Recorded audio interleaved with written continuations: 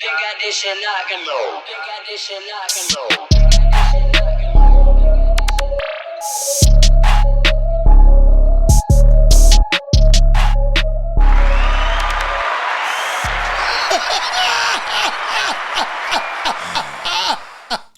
Good night, no sleepers, and welcome to the No Sleep Pod, where we talk about music, movies, culture, and whatever the fuck we want to talk about at 12 a.m.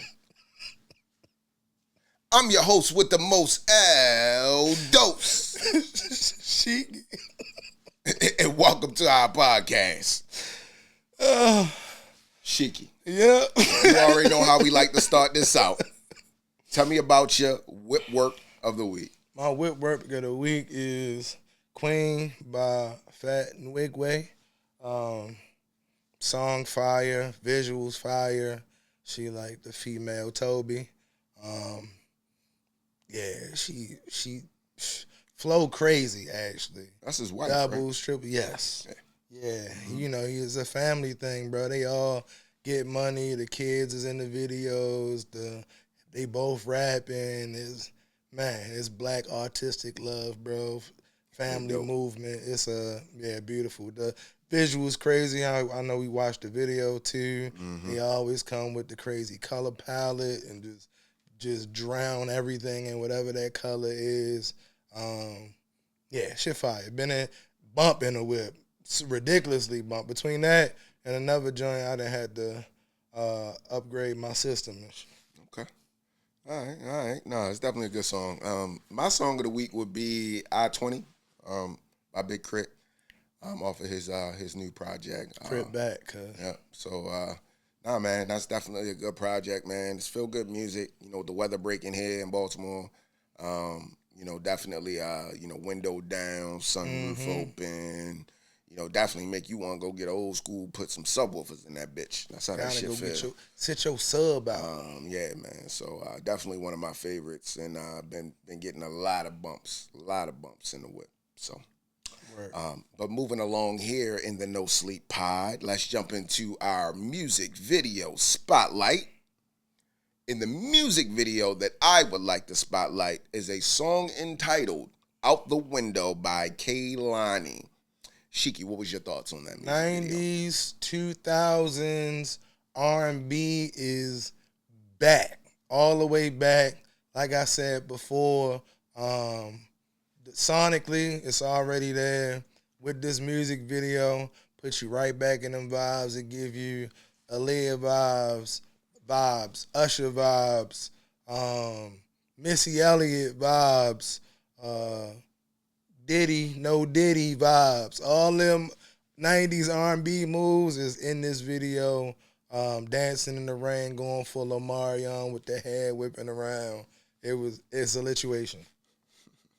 Yeah, I would say the same thing. Obviously, it was a great music video because, starring Kehlani, and she's just fucking gorgeous. Fine. Yeah, man, and body go crazy, everything crazy. But Fine. But obviously her singing ability. Let's get back to what really matters. Her vocals. She definitely has the ability to go crazy. And like you said, I love the music video, the choreography, the colors, the effects. And I think we were talking about it before the pod that, obviously with the age of technology that we live in now, the music video looked like it was super expensive. Mm-hmm. And, even Shiki was saying, hey, it probably wasn't that expensive with the technology that we got. And now, after I really thought about it, I was like, yeah, it probably wasn't. 90s, 2000s, you had to have practical effects. She definitely probably had she had the rain machine and probably just an empty parking lot, so. That was a lot. It probably was on a set somewhere. That joint was fire, man. It could have just been a set, too, like you said. It probably wasn't even a parking lot because they don't need a parking lot to do a scene like that. Yeah, man, but just fire, man. Beginning to end. This video's been out for a while too. I'm surprised I didn't catch it, but yeah, I actually discovered it, over the weekend, and man, over the week when I was preparing for this, but definitely a great song, great video. If I had to rate it, I would give it, I'd give it a 4.5 out of 5. 4.5 out of 5. I give it a 4. Okay. I give it a 4. All right. So we pretty close. We pretty close. All right. Well, no sleepers. If you have not checked out this music video, please go on YouTube and check it out. Tap in. And as always, like, comment, and subscribe to the No Sleep Pod page. Yes, sir. Moving on to the next piece here in the No Sleep Pod, let's jump into our What's News segment here of the No Sleep Pod, where we review current news in the media. And what I would like to speak about is French Montana, and how his confidence finally paid off during the Verzuz battle that just happened over the week last week. Everybody knows, or you may not know, that French Montana, went off against Rick Ross, and he officially defeated Rick Ross in their Verzuz battle with a close score of 10-9. Now, this kind of comes from, French Montana has been in the media. He was on an interview, and he said that he felt like hit for hit, he could go up against Kendrick. Anybody. In regards to, his songs and what he has in his catalog. And it was proven true with this battle against Rick Ross. Rick Ross, when he went against 2 Chainz initially, when he first did Verzuz, he had already claimed that he was going to win that before he even stepped in there. And most people would say that he did. And in his mind, he probably felt the same way stepping in, going against French. In my opinion, French demolished him. 10-9, I saw a little bit different than that. But that's how they rated it. But at the end of the day, French definitely is hit for hit when it comes down to songs. Too many hits. Too many hits, man. Like, I forgot about some of the ones he threw on. Anthems. Yes, man. Anthems. But, Shiki, what's your thoughts? Of course, you've been chiming in here. Yeah, you already know. Last week, I already told you, Ross mids to me. So, I mean, he got some hits, but Ross mids to me anyway. But French global, he got a princess for a girlfriend type shit. Like, you can't, everywhere in the world, black, white, or other, bump French Montana anthems, bro. Like, he transcends. All he really make is hits. It's he got a few classic joint. You got the mac and cheeses and so on and so, you feel me? But it be the singles go, nigga. The singles go. And they for everybody. His hits are, like I said, they universal, bro. Like, so little kids bumping it, grannies bumping French Montana hits, bro. Yeah, man. And people, for somehow no sleepers, you guys might have remember when French Montana was back on them freestyle DVDs when he first came out. Oh yeah. Yeah, like so. He came up through the Coke Boys. Like French came out on that rap and shit, but like he definitely found a way to be like he's like a hit factory at this point, and I give him credit. He got the phone because he has definitely tapped into knowing what's hot, knowing who to have produced records, who to have on features to keep him relevant, which is smart. His ear, he got that like Hov for music. Yeah. Hov with the beat selection. You feel he know the hits that's gonna go. Yeah, he know. He can definitely does. Definitely got the ear, bro. Yeah, big time, man. So, I 100%, want to give my flowers to, our brother French Montana here. Shout out for, defeating Ross there.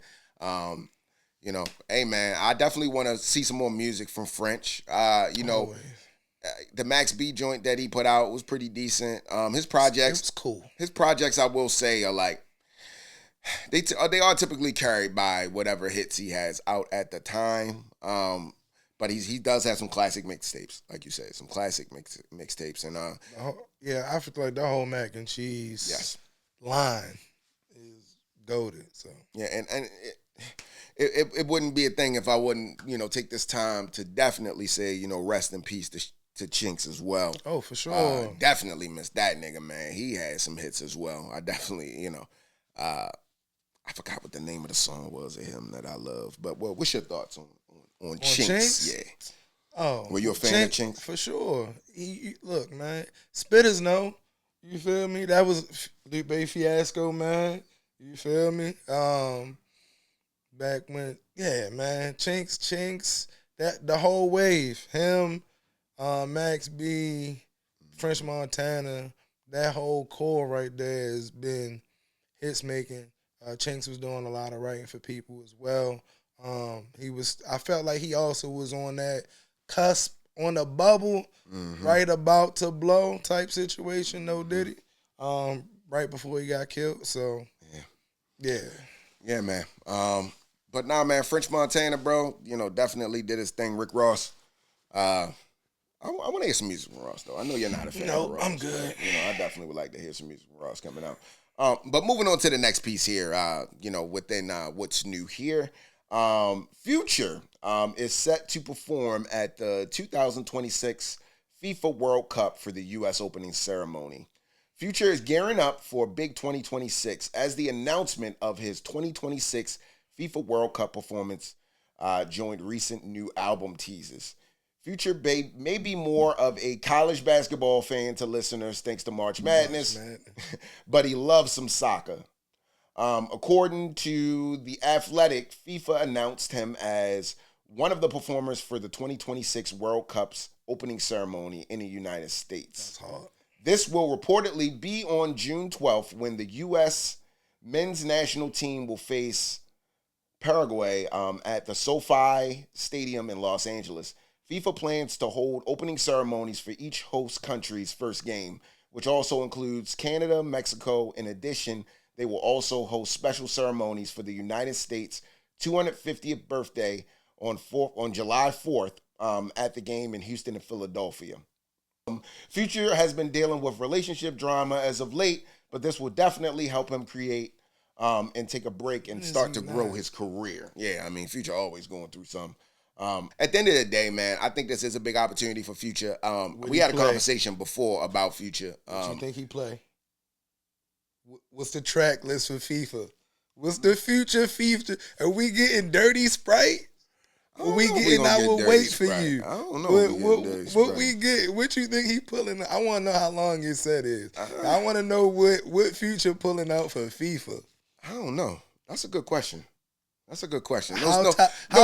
toxic can you get for FIFA? I would love for y'all to tap in and give me y'all thoughts in the comment section because I'll be honest, I can't really think of what he would do from a song perspective. I mean, I can think of some. He got hits. I'm just trying to think of what translates to which one he would play. Wholesome family music, or you turn up. Are you supposed to not care? Yeah.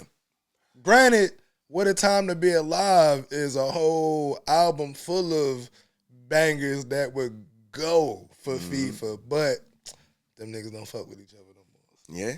Yeah, that's tough. Yeah. Well, we'll see, man. We will see. But definitely shout out to Future. Definitely a big opportunity for him. Thanks. Moving on to the next piece here, and what's new? Kodak Black hit with drug trafficking charges. Kodak Black was recently arrested in Florida, and his lawyer, Bradford Cohen, has already spoken out. Kodak Black was arrested on Wednesday, 5/6, in connection with alleged drug trafficking charges. Per the report, Kodak was booked into the Orange County Corrections Department. Where's behind from? The artist is being accused of trafficking a drug, meth, MDMA. For those who may not know, this is a synthetic drug that is considered to be a stimulant. Kodak Black's attorney, Bradford Cohen, has already leveled a response against the allegations. In a statement to TMZ, Cohen revealed that his arrest stemmed from, in November of 2025, a vehicle was searched containing one passenger. The passenger involved was not Kodak. However, the police allegedly found a bag with various items, including prescription cough syrup. The bottle allegedly had Kodak's fingerprints on it. Hey, yo, not the hip hop police trying to take my man down. Hey, yo, who dust off a bottle of codeine for fingerprints? That's what I want to know. Is that standard crazy, practice, bro? This is wild, and I'm glad that we actually have this with new segment. That's because crazy. This gives us the ability to really show the no sleepers in real time how they be targeting people, man. His mans might have snitched on him. He might have been like, "Oh, that's not mine." And you're like, "Whose is it?" And then it's like, "All right, bet." And then they dusted that bitch with fingerprints, ran it through the system, and oh, look at that, Kodak Black. That's possible. It is possible. So, but what we're saying is possible as well. Exactly. So, Kodak don't make it.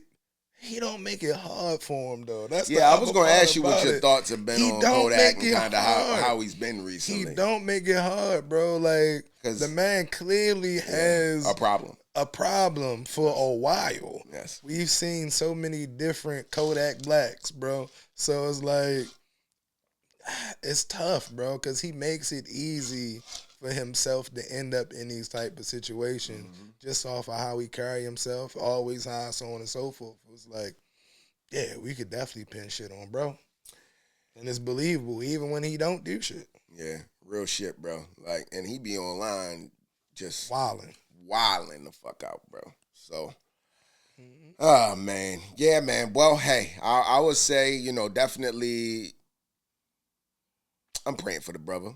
I hope he get his shit together, and hopefully he make himself out of this. But most importantly, get his shit together before it's too late. We've already seen throughout the industry, people that we've lost in the industry and that have, are no longer here because of their addiction and kind of what they be going through. So, and when you that guy, you got a lot of yes men around you. It's hard for somebody to tell you what you should be doing, because it's hard for anybody to tell the breadwinner what to do.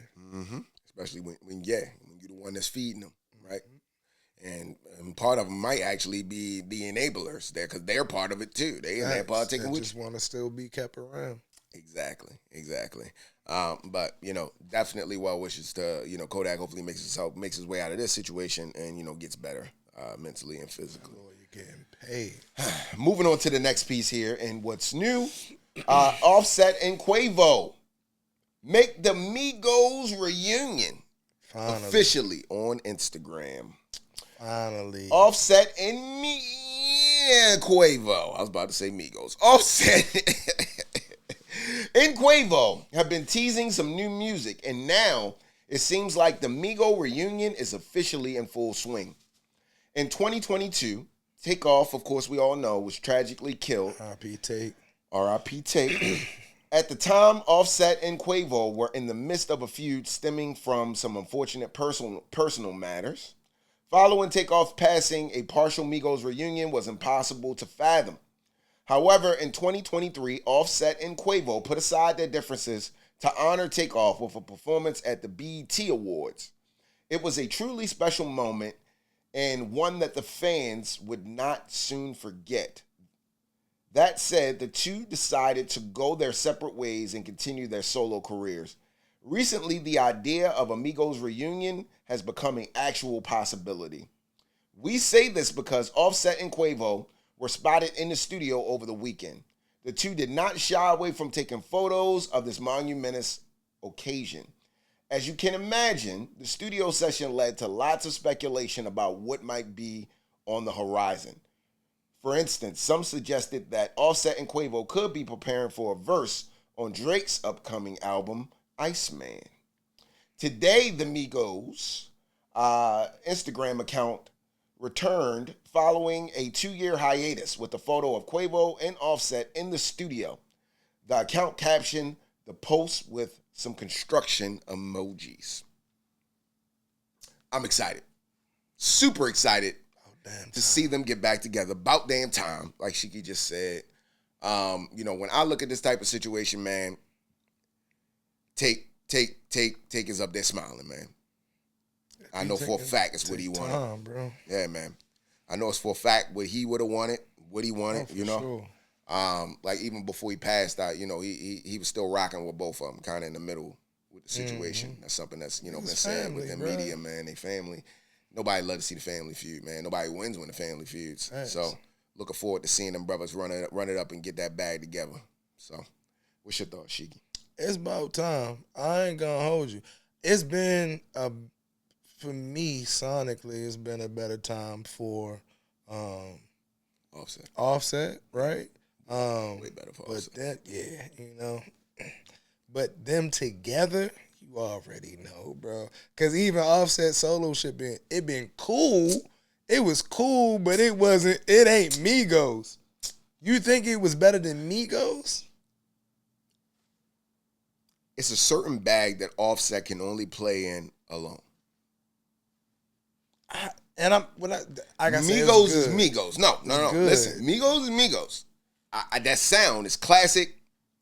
I love the sound, but the bag that Offset taps in, he didn't do that when he was with Migos. Yeah, no, it gave him the ability to kind of spread his wings. He makes good music, bro. He got his shit. I fuck with the album. Got like that. I just think he got some music. They better together. Is all I ain't gonna say they better together. They give that. They don't disappoint. I think they are like, like let's think about the Avengers. Like the Avengers, they do well by themselves, but when they come together, they fuck shit up.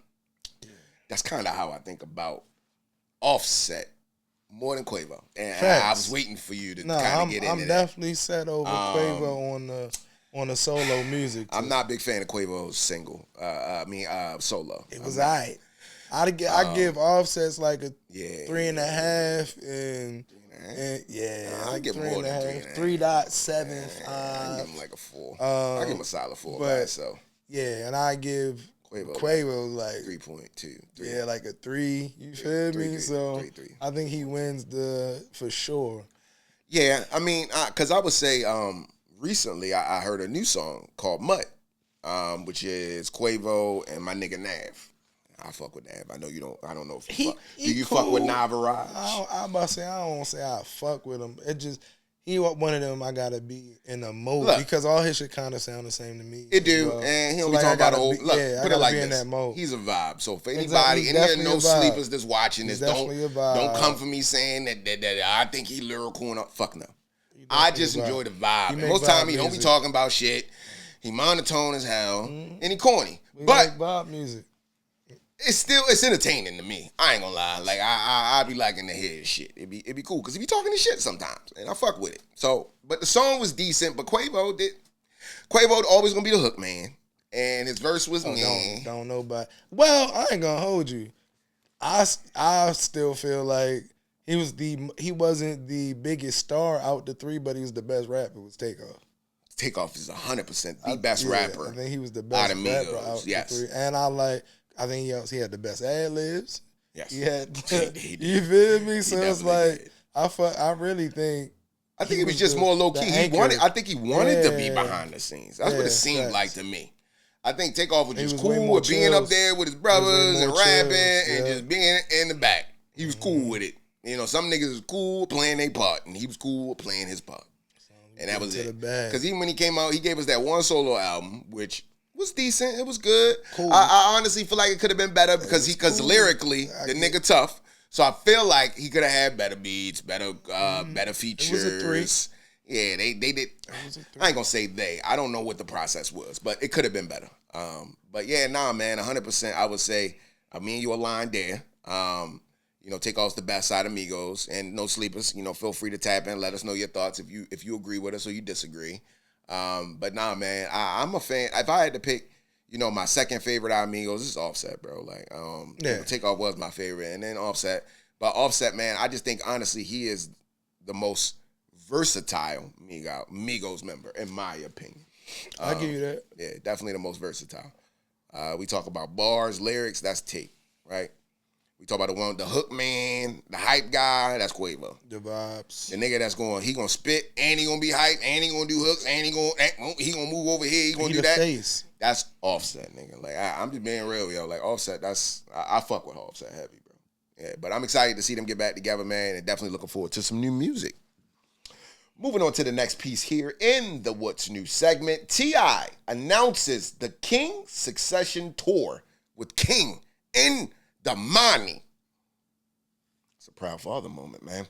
T.I. is taking his sons, Domani and King, on tour just in time for the release of his final album, Kill the King. You think it's his final album? I don't never believe this nigga's finals album. Next month, T.I. will be unleashing his final album, Kill the King. Upon the hip-hop world, overall, this is promising to be a true celebration of the legendary artist's career. Singles like Let 'Em Know have become viral sensations, and it feels as though T.I. is in the midst of a true renaissance.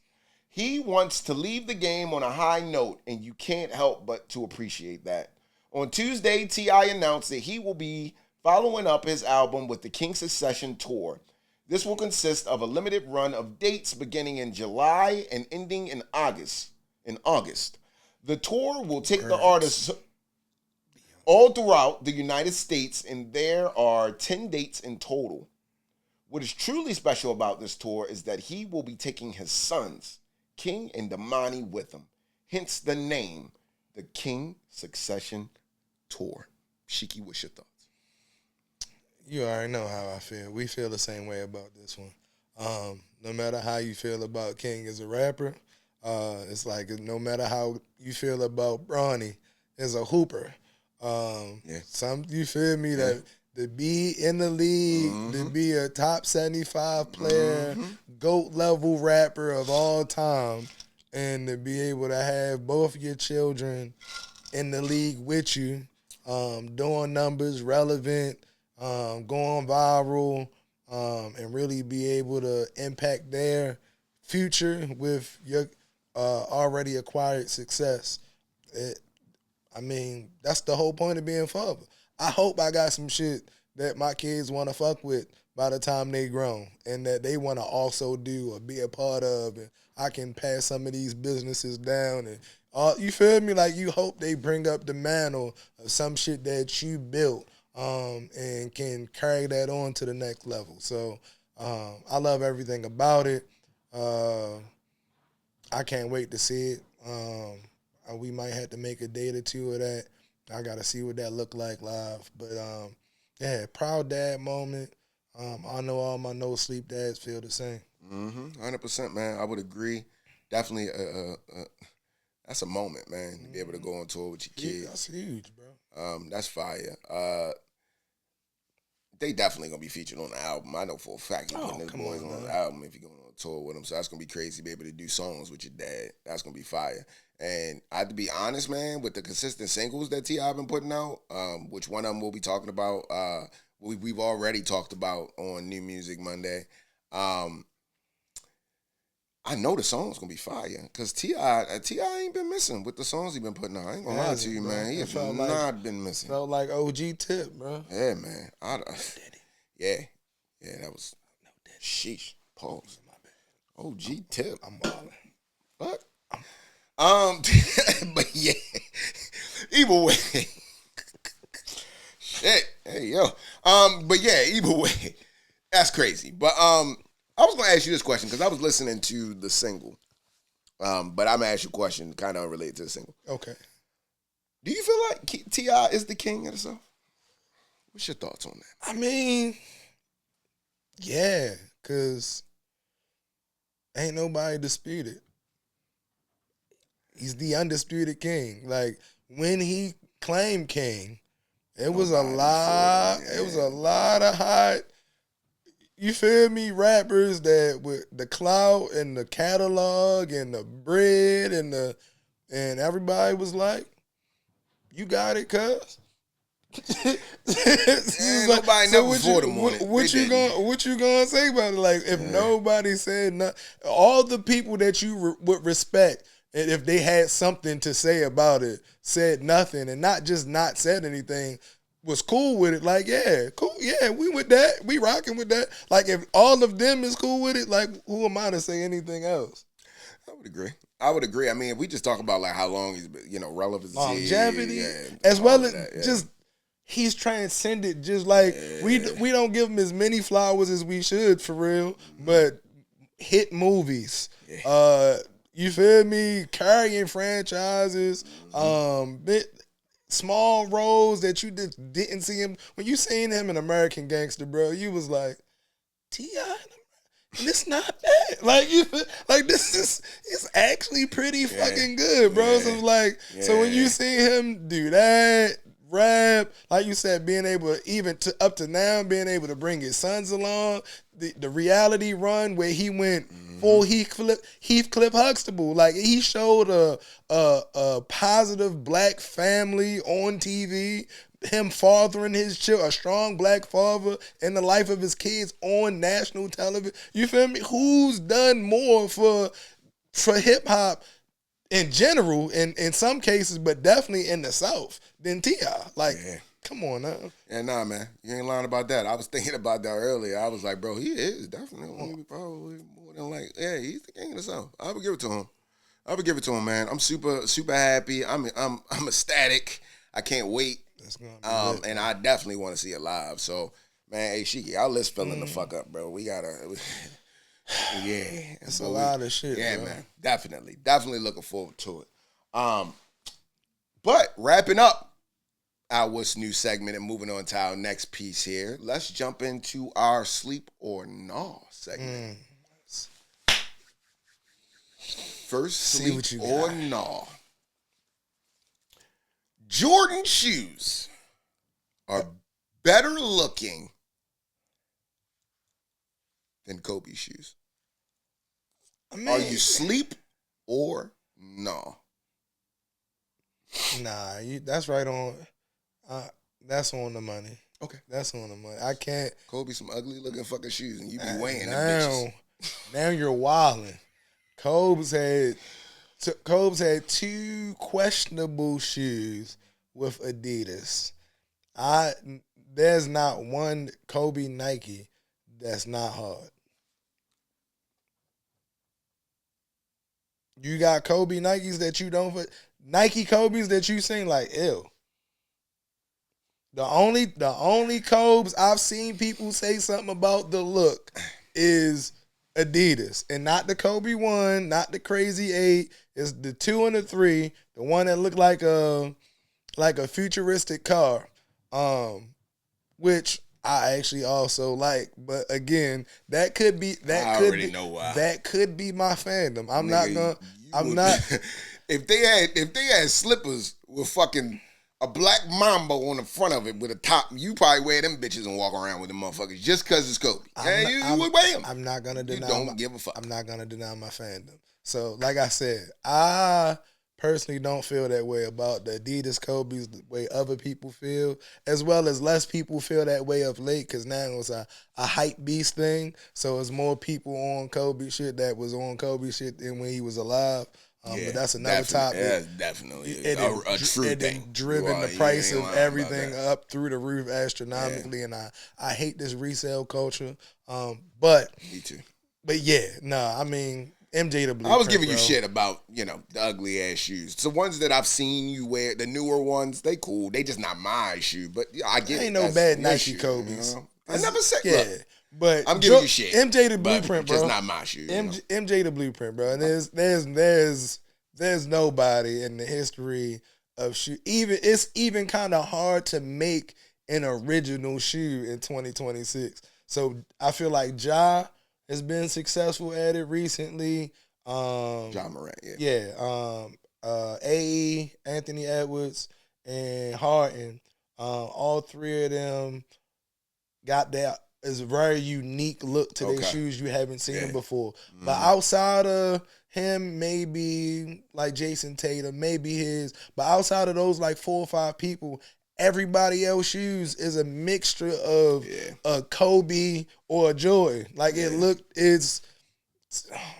don't get me started on the amount of Kobe look-alike shoes that then came out for people's signature shoe. A signature shoe used to be a big deal, bro. Like having a signature shoe, a Shaq Gnosis, a KG, Jason Kidd. We can go down the list. Have you ever wore a pair of Shaqs before? I had the Shaq Gnosis. The Reeboks, they got the black and white swirl that look like a hypnotized joint. I know exactly which one you're talking I had the Shaq Gnosis. Those are the only Shaqs I've ever owned. But he had some okay shoes with Reebok. When he switched over to the Shaq brand and they was being sold in Payless, nothing against Walmart Payless shoes. Be who you are, do what you feel. But yeah, that's when he lost me. When he had a bargain shoe. You feel like Stephon Marbury tried it with the not Dave and Buster's. What was that? Steve and Buster's with Starburys. Oh, yeah. Stephon Marbury had his brand and they were selling in this and like I get what he was doing. Like it's cool you trying to make affordable shoes for children that can't afford a Jordan. Yeah. But the sole was so thin that you probably could get a couple bumps out of them and they would have fell apart. Sheesh. Yeah. I knew this conversation would spark something. Oh, we could talk shoes all day, bro. But moving into the next Sleep or Gnaw. What you got? Menace to Society. Okay. is a better hood movie than Boys in the Hood? Are you sleep or no? I'm gonna tell you before you even answer. Anything that we put in sleep or no, what I say is how I feel. Just so y'all know. Okay. So you feel like that's my favorite. Menace 2 favorite. is better than the Menace to Society. Lorenz Tate. No, it's my favorite hood movie nigga. of all time. I can watch that movie anytime. I'm any sleep. day. I'm Okay. sleep. All right, that's your I'm opinion.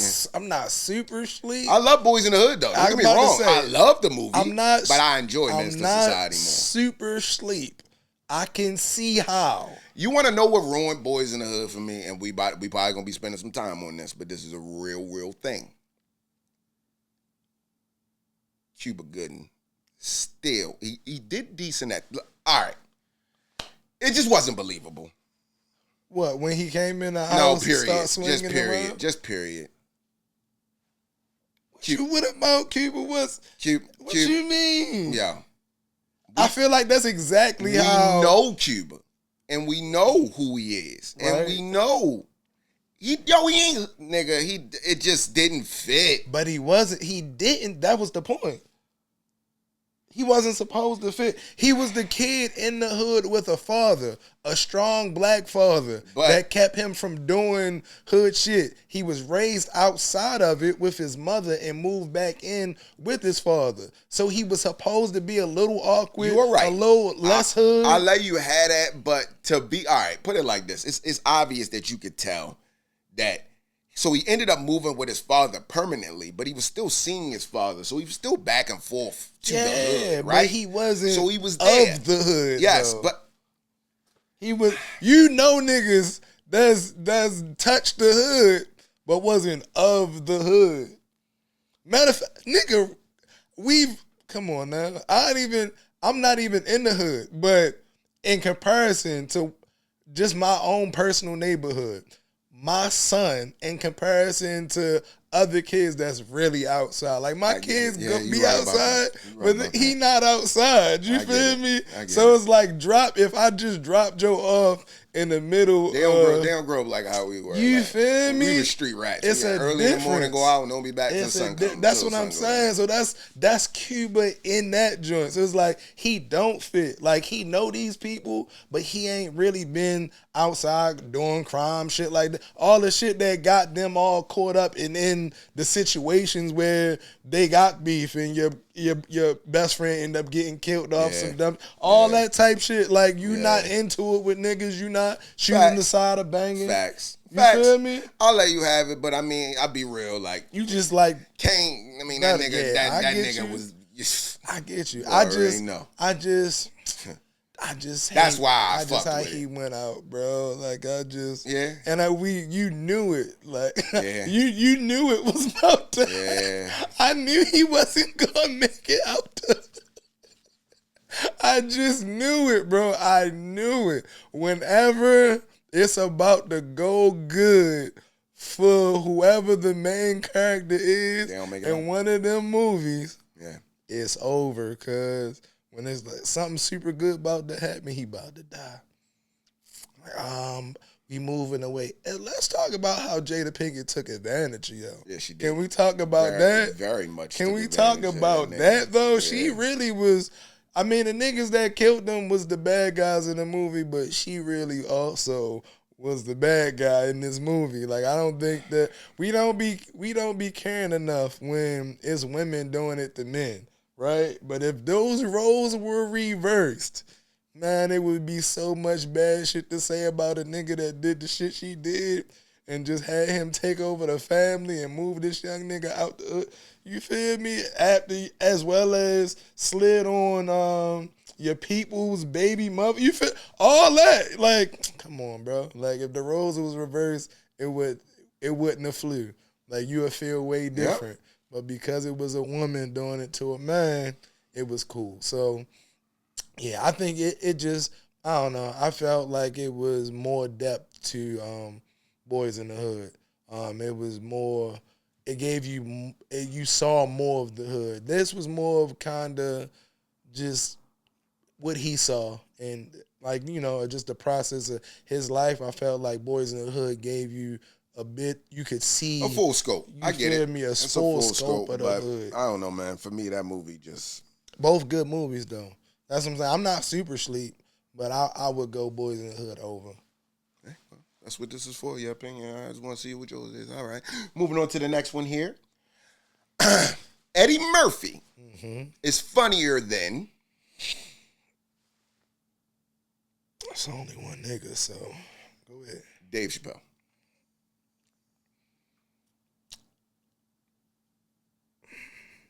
Nah, They are two different types of comedians. Yeah, I'm about to But say. it doesn't matter.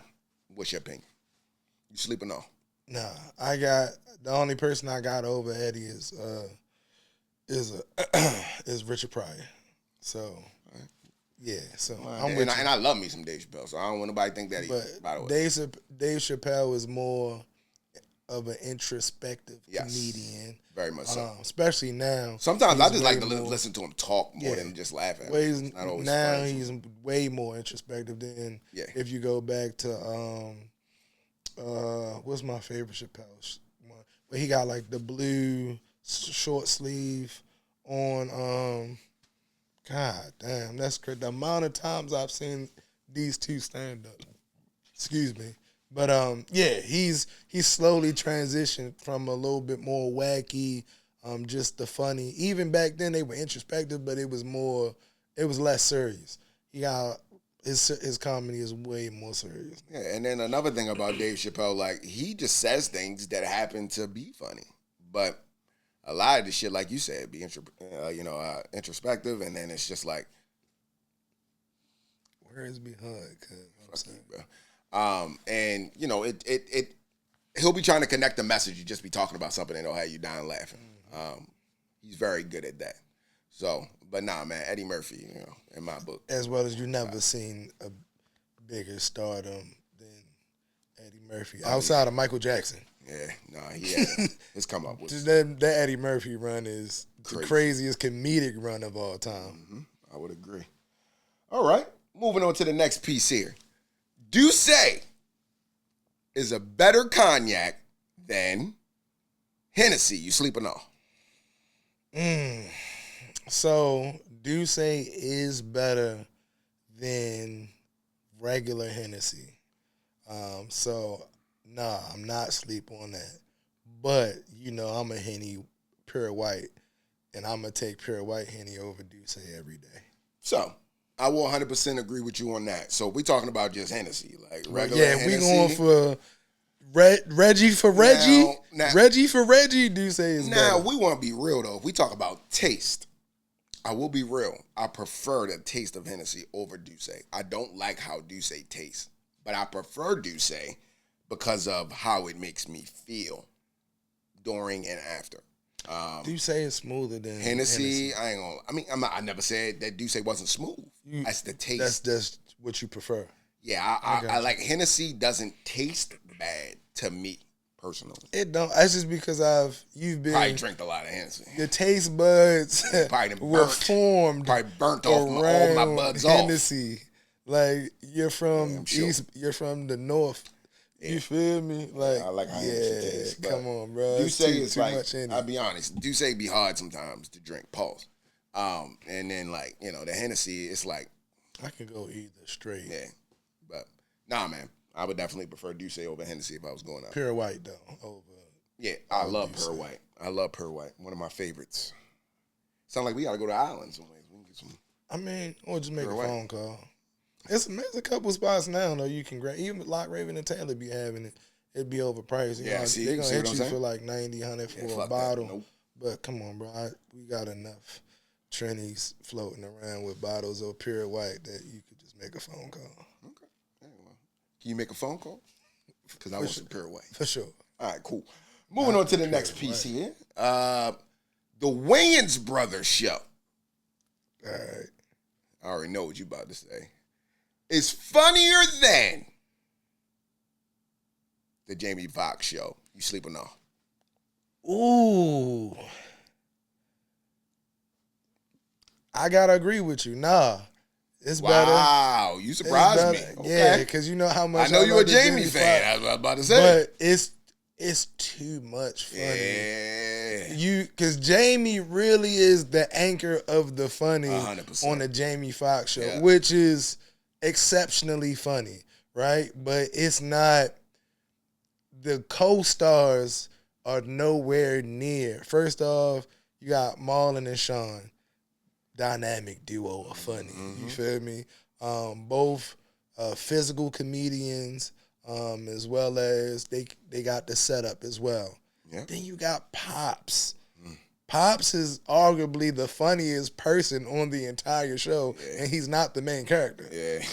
so you got I don't Pops. know who the actress is that plays the security guard. But Who, she's D? funny as shit. D, that's Yeah. that's I can't think of her name, but She funny as shit too. that's Deacon Fry's daughter from Amen.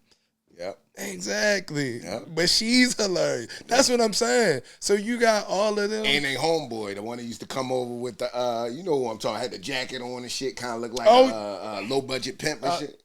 Yeah, they I think he homeboy. was a low budget Yeah, pimp, whatever his name if was. I'm not That nigga was mistaken. funny as shit. But Yeah, they had a lot of always trying to characters. sell shit Yeah. and do shit. But yeah, so that's what I'm saying. So the supporting cast of the Wayne show, which it all was supporting cast basically, Yeah, for the it most was part. funnier. But the Jamie Foxx, really just Jamie. Braxton P. Hart in the Brig had his moments.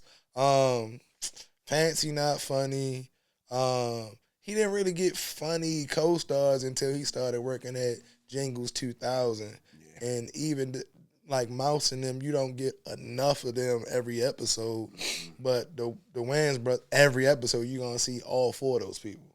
So nah, I'm gonna go Wayans over Jamie Foxx show for sure. All right, cool. In rounding out our sleeper gnaw here, we got one more. What you got? Isaiah Rashad. Oh my God. It's been awful. And this is not how I feel, by the way. I just do this in here to fuck with Shiki. All right. It's better than Currency, Wiz Khalifa, and Harry Fraud. Records for Drop Tops. This too. You sleeping off. I'm asleep. It's been awful. It's good. Huh? It's not better than. Because it's been awful. But it wasn't awful though. It was good. It's a good album. I mean, on TikTok, a lot of people agree with me. That it wasn't good? But That's some fine. people did agree with you, I ain't gonna lie. That's fine. But a lot of people did agree with me. They said it wasn't his best piece of work. And It wasn't his best piece of work. I never said it that. had some skippables on But it. it wasn't. And what else did they say? They said a couple things. But, you know, that's just perspective. Everybody's got their own perspective. It's a quality I ain't album. care for it, but Am I going super? Yeah, I ain't as gonna- well as it's so much music. You know how good an album has to be to really get regular replayability? Come on now. So it's tough. Again, we do a music review of 4 albums and 30 singles every week. It's almost impossible. So shit really got to be that good to be able to get regular spin. So when I say that, like it's a good album, but am I gonna bump the shit out of it? No. Gotcha. Okay. But even the same thing with Currency and Wiz, to be honest, like I don't know if I fit that into my everyday rotation. Like it's good, it's cool for now, but you're gonna end up slowly going back to Cushion Orange Juice and you feel me, Pilot Talk, and so all these other joints that's like, all right, when it's time for me to put their music on, I'm gonna automatically go to the hits. I can still see myself putting on this too. I do, especially with the weather breaking. I don't mind it getting played, but it just eventually you're going to pick a song or two off of that joint, and it's not. Yeah, but I'm never going to turn on Isaiah Rashad again, unless you do. That's what I'm saying. It's just, I mean, I thank you for proving my point about it being awful. Moving on to the next piece. In the No Sleep Pod, nostalgia moments. And a nostalgia moment that I would like to discuss. What you got? Shiki, you won't like this one. Okay. Janet Jackson's Super Bowl performance. The nip slip. The nip slip. Nostalgia moments in time. For the ones that don't know, because there might be some that don't know. I mean, that was like 20 years ago. During the halftime show at the Super Bowl 38 on February 1st, 2004. Oh, 4 is crazy. Janet Jackson. Damn. Oh, 4? Yeah. I graduated high school. Janet Jackson performed a melody of hits beginning with All For You, Rhythm Nation, and a brief excerpt of The Knowledge. Surprise guest Timberlake then appeared on stage to perform a duet of his song Rock Your Body with Jackson. The performance contained several suggestive dance moves by both singers. Definitely as Timberlake reached his final line of Rock Your Body. That I hate you nigga by the end of the song. Rock the body. He pulled off a part of Jackson's costume. The move revealed Jackson's right breast, adorned by a sun-shaped nipple shield for less than a second. Malfunction. After which, the CBS broadcast immediately cut to a wide shot of the stage and then an aerial view of the NRG Stadium. Areola view? Yo, dumb.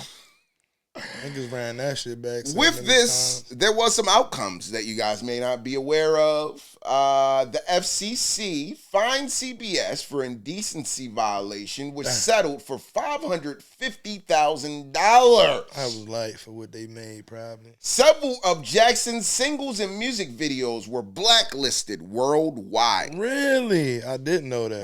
That's why I put it in here. I had no idea that. And increased censorship laws within the United States because of that performance. So actually, it was a moment in history. It was worth it. It was. It was worth the nip, cuz. So, Shiki, what's your thoughts? First off, they claimed it was a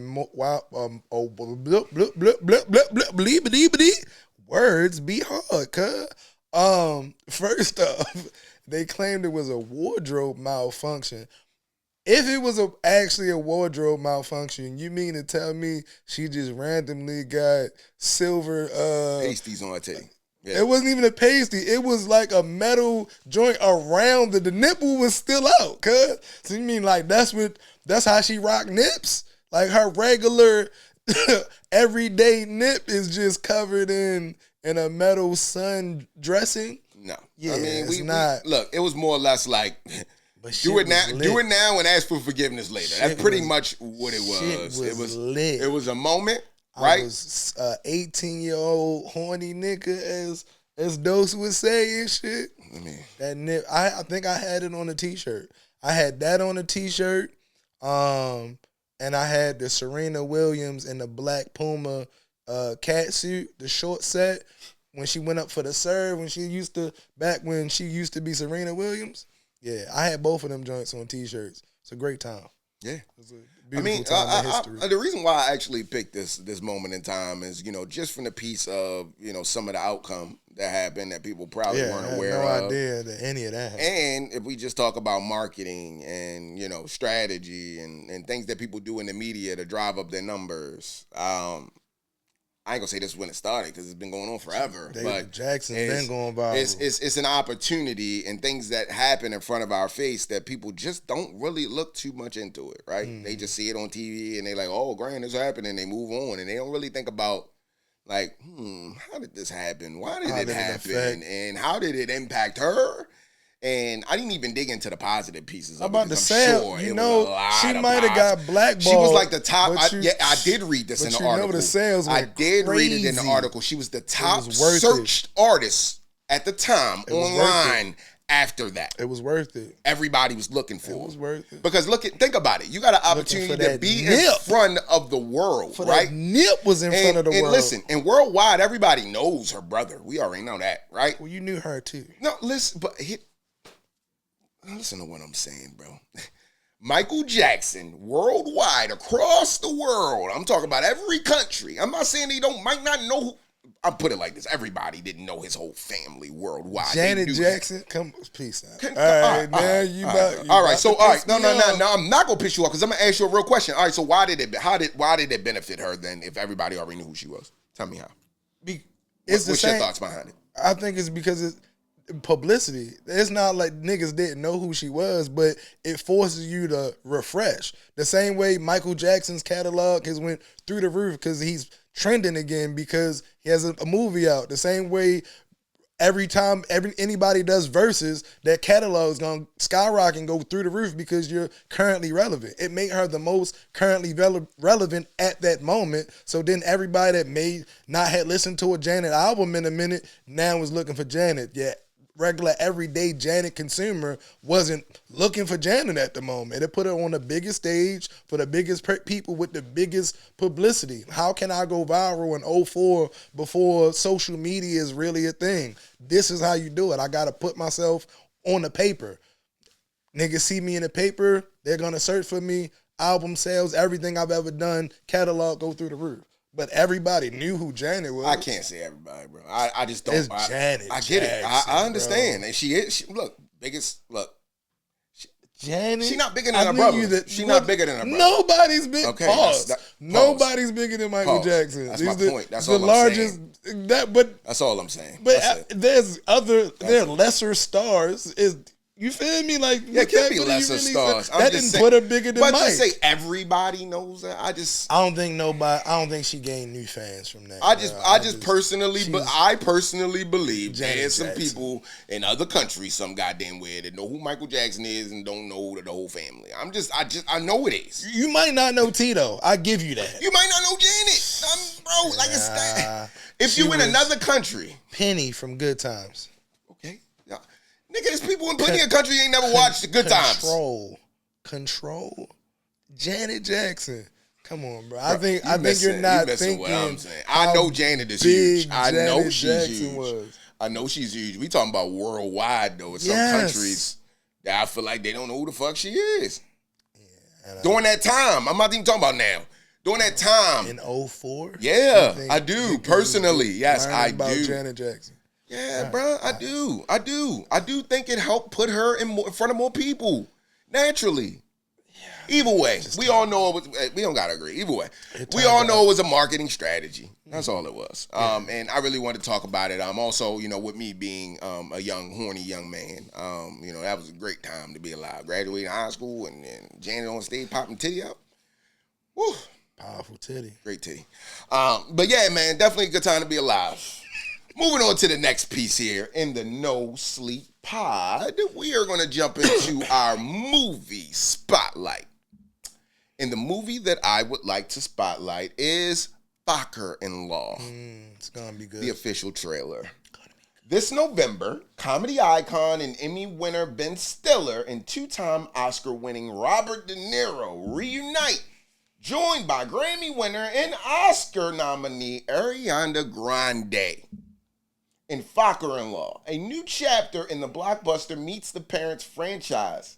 Written and directed by John Hamburg, who co-wrote the three previous Meet the Parents, Focker-In-Law is produced by Oscar nominee Jane Rosenthal and Robert De Niro for Tribeca Productions, Ben Stiller and Oscar-winning John Leisure for Real Hour Films, Emmy winner Jay Roach for Delirious Media, and John Hamburg for Particular Pictures. Shiki, I'll let you start. What's your thoughts on the movie? It's going to be good. Really, really good. Yes. And I did get that, by the way. Ben Stiller is Ben. You feel me? Definitely one of my favorite, definitely one of my favorites in the industry. This is one of him and Adam Sandler. The best. Is this a trilogy? What number is this? The third one? This might be fourth. The fourth one? Yeah, because they said the previous three. Yeah, so he wrote the previous the three. So fourth this is the fourth because they had another one. But yeah, this is probably top. Trying to think of comedy,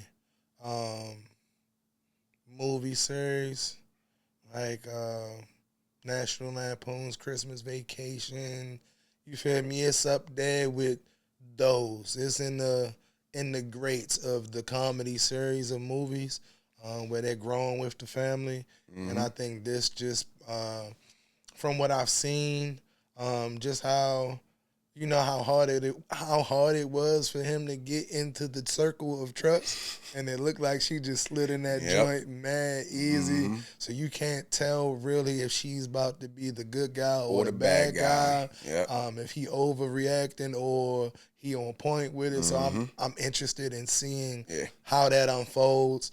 And the comedy is gonna be crazy. So I'm looking forward for sure. It's gonna be hilarious. I'm pulling up with the whole family. It's another one of them joints where you can bring the kids and everybody gonna have a good time. Absolutely. It's gonna be last for all ages in that joint. So for sure, like I said, I think the series is goated.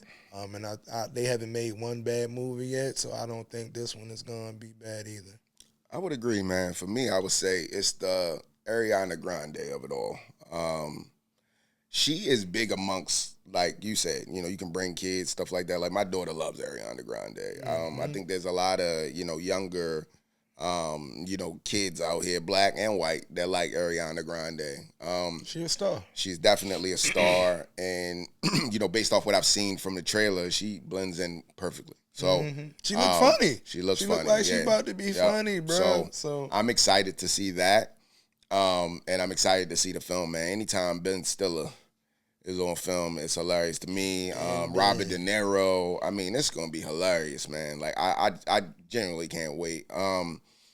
Just even the little pieces they showed, which I'm not giving anything away, but Ben Stiller was in airport with the sign or whatever, the little dick joke or whatever they were talking about. Like it's Ben Stiller, man. The comedy is just it's real.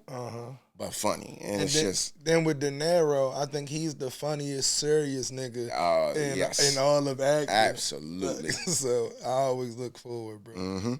But I think the other reason why I put this in here as well is to talk about the Ariana Grande of it all. With her being, and I like to just kind of open up the conversation of coming from Disney.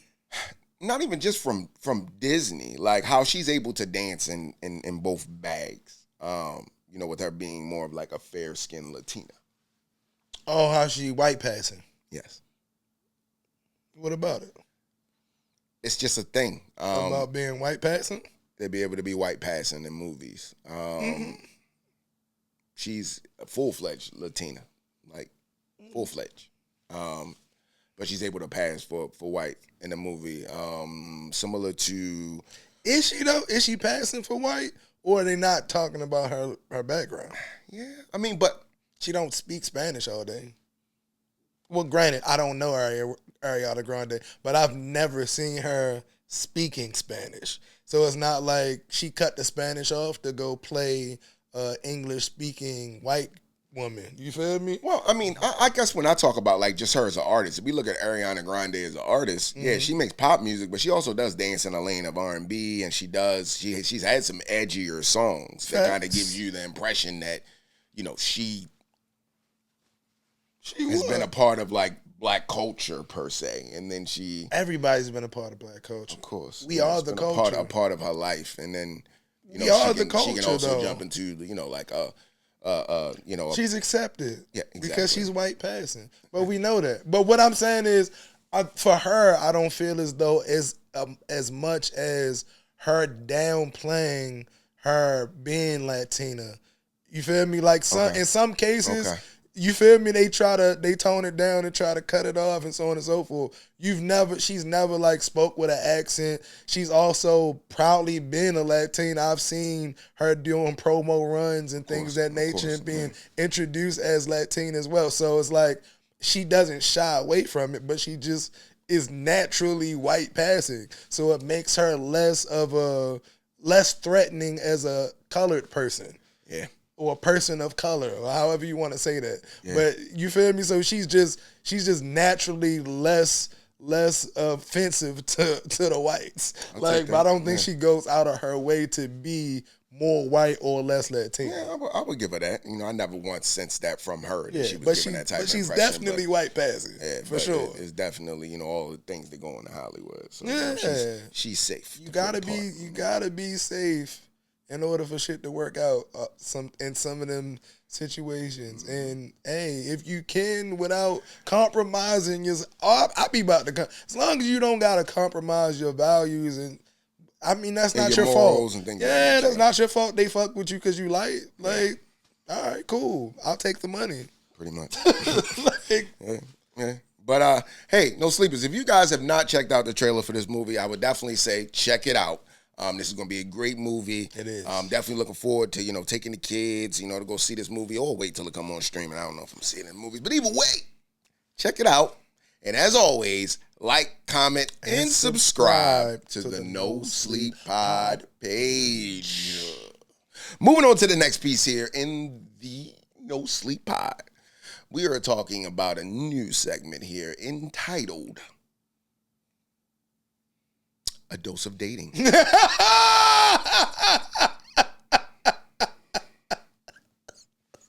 So in this segment here, I wonder what it's about. as the no sleepers know, I am very much, I would say a hopeless romantic. I've been out here. Outside. I've been recently dating. I've Yo been, outside. in my pursuit of looking for the one.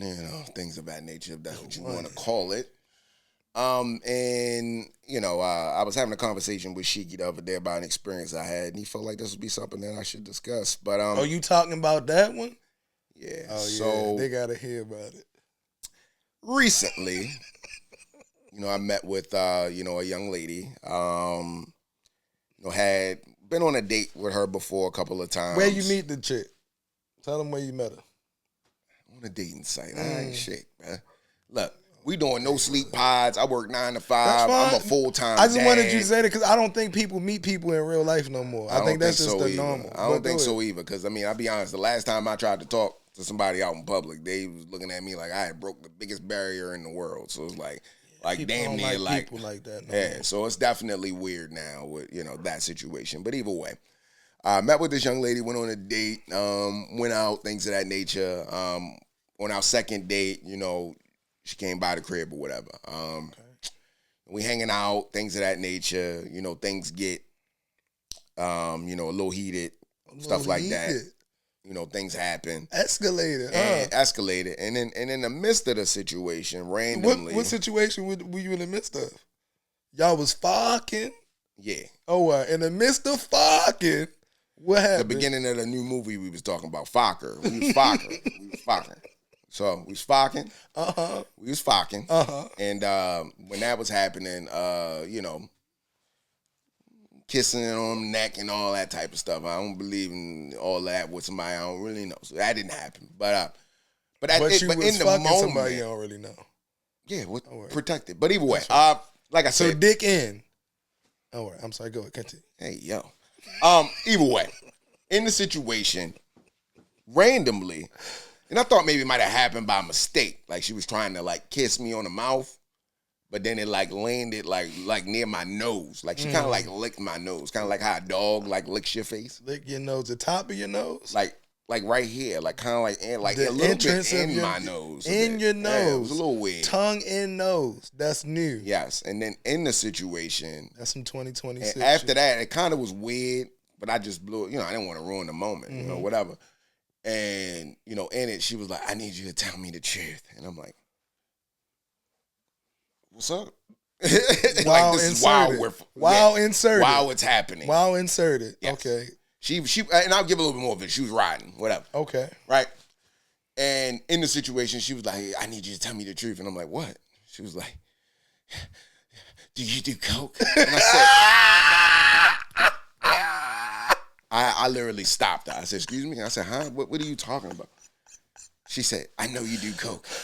I said, she could taste it in your nostrils? She said she could taste it in my nostril and said she knows what a dirty nose looks like. And swore me up and down that I had a dirty nose and that, I was holding out with the shit. And in the moment, while I'm sitting here on the couch with my dick out, like Winnie the Pooh and shit, had my dick out, bottoms off, tops on, bottom off, tops on, just dick swinging with the condom still on it and everything. Oh shit! She's sitting next to me like Winnie the Pooh as well. Oh my And in God. my mind, I'm processing everything, and I'm processing throughout the night how there was times where like we were watching something on the TV, and I was just could feel her staring at me, and I was wondering why she was staring at me. And then there was one time that she actually said to me throughout the night, she was like, "I feel like you thinking something. Like, tell me what you thinking." And I was wondering, like, I was like, "It's a little weird. Like, why is she staring at me, and why is like, because I guess that was like a signal type of thing. Like maybe like she thought that I was gonna pull out the bumps, and we was just gonna start going at it, hitting line after line."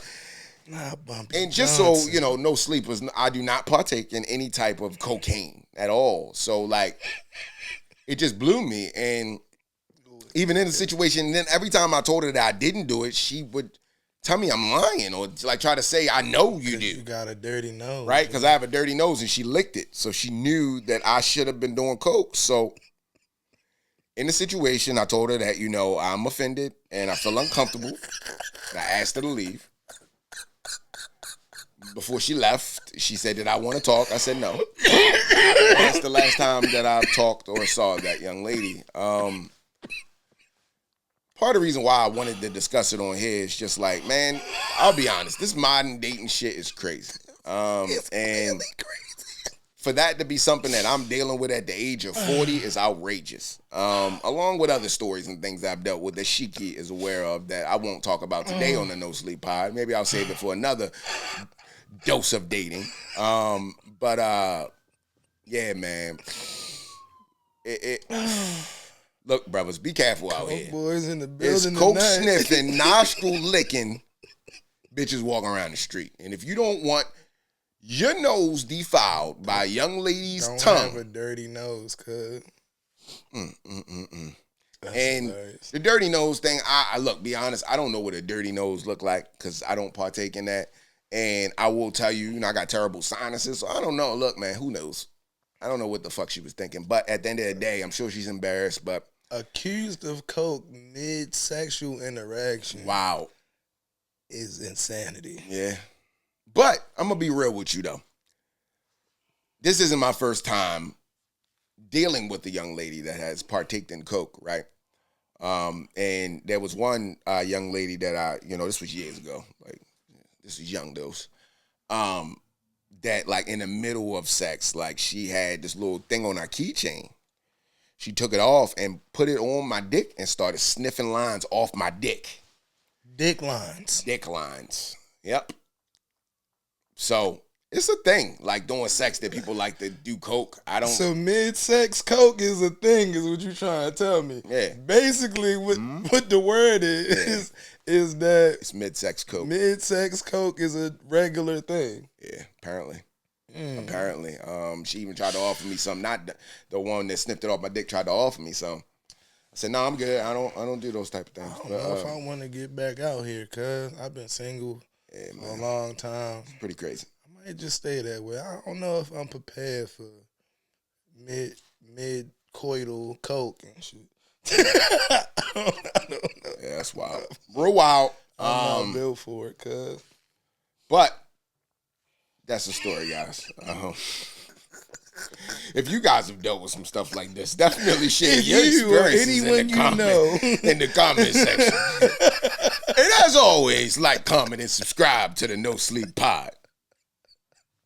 That concludes our segment of A Dose of Dating. Jumping into the next piece of the pod here, let's jump into Shiki's Classics.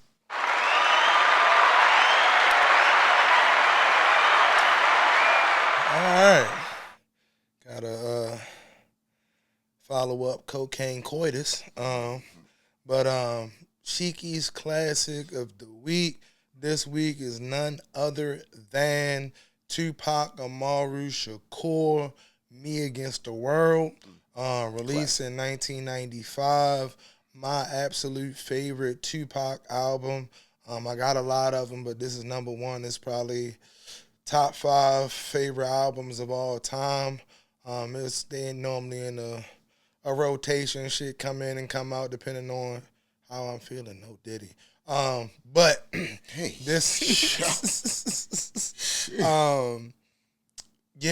this is my first. this is kind of like my introduction into Tupac, to be honest. I went back and listened to everything else after this. After I heard this, I listened to Tupac Lips Now, and being a poetry type guy, super woke, black positive joint, that shit spoke to me as well. But on this one, it had the vibes. I remember seeing the Temptations video that didn't have Pac in it, but you didn't even realize it until you realized it. Music video full of cameos, Coolio, so on and so forth. A whole bunch of people that was hot at the moment going through the hotel rooms, and you peeking in, seeing people's different type of freaky while the song is talking about Temptations. Of course, Dear Mama, and since we talking on Pac, you see, Pac be all up in our backgrounds. I'm from Northeast Baltimore. Pac literally just got a street named after him this week. It's kind of Tupac celebration week here. So Dear Mama, of course, is the greatest mother-based Mother's Day song about a mama of all time. So they had Bobblehead Day at the Orioles game, which they gave out the Tupac bobbleheads that sold out immediately. Well, they didn't even sell, they was giving them away. They was already being resold for $200 to $500 during the Orioles game, which my daughter and Baltimore School of the Arts sang the national anthem there. Dope. They killed that. But yeah, so now Greenmount, I think it's like the 4,000 block of Greenmount is now Tupac Way. So, he went to Baltimore School of the Arts. He's from here in New York and in the Bay, all claim Pac, but started here, them teenage years. He met Jada Pinkett here. They became friends at BSA, all that good stuff. Back to the album, man. Dear Mama, Temptations, Me Against the World, Lord Knows. Oh, my Lord. That third verse on Lord Knows is still probably, to me, top 5 verses of all time when it comes to Tupac. But yeah, classic album, bro. One of my favorite albums of all time.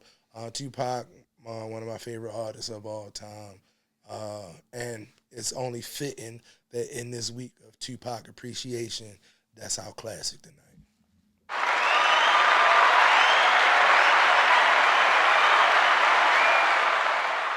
Thank you, Shiki. Appreciate you sharing your classic with us tonight. And no sleepers, thank you for joining us tonight. And as always, like, comment, and subscribe to the No Sleep Pod page. Peace. They got this shit knocking low. They got this shit knocking low.